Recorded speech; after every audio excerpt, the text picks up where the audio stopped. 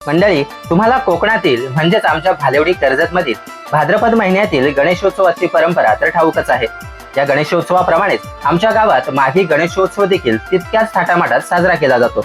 यावेळी घरोघरी गणपती नसून एक गाव एक गणपती 2.5 दिवसांसाठी विराजमान होत असल्याने फारच धमाल येते।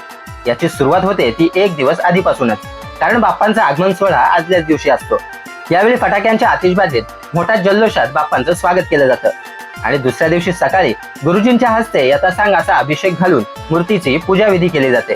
नंतर साऱ्यांच्या उपस्थितीमध्ये महाआरती होते। नंतर पुढे 2ही दिवस पहाटेचा काकडा, सकाळची आरती, संध्याकाळची आरती, पंचक्रोशीतील हरिपाठ आणि भजन अशा विविध कार्यक्रमांची जणू काही मांदियाळीच असते। दुसऱ्या दिवशी महिलांचा हळदी कुंकूचा समारंभ पार पडतो। यावेळी लकी ड्रॉ साठी चिठ्ठ्या देखील काढल्या जातात। त्याच दिवशी श्री सत्यनारायणाची महापूजा देखील होते। आता महापूजा म्हटलं म्हणजे महाप्रसाद हा आलाच। आम्ही संपूर्ण भालेवडीकर यावेळी एकत्रितपणे महाप्रसादाचा आस्वाद घेतो। नंतर सुरुवात होते ती लहान मुलांच्या सांस्कृतिक कार्यक्रमाला।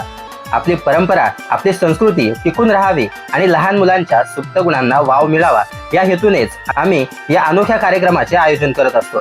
यातून साऱ्यांचेच मनोरंजन देखील होते।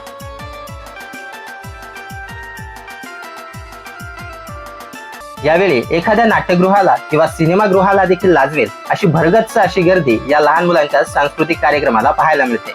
यात सहभागी झालेल्या लहान मुलांना बक्षीस रूपी शालेय वस्तू दिल्या जातात। नंतर येतो तो महिलांचा लकी ड्रॉ बक्षीस वितरण समारंभ। यावेळी संपूर्ण गावातील महिलांसाठी लकी ड्रॉच्या साहाय्याने चिठ्ठ्या काढून मिक्सर, कूलर, इस्त्री यांसारखे विविध आकर्षक बक्षिसे वाटप केले जातात। त्यातील सर्वात महत्त्वाचं बक्षीस ठरतं ते म्हणजे मानाची पैठणी। असे हसत खेळत 2 दिवस गेल्यानंतर दिवस उजाडतो तो बाप्पांच्या निरोपाचा।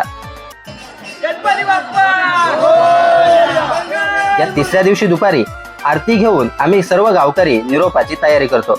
आम्ही डीजे न लावता ग्रामस्थांच्याच भजनाच्या गजरात भव्य अशी विसर्जन मिरवणूक काढतो आणि एकत्रितपणे बाप्पांच्या मूर्तीचे विसर्जन करतो।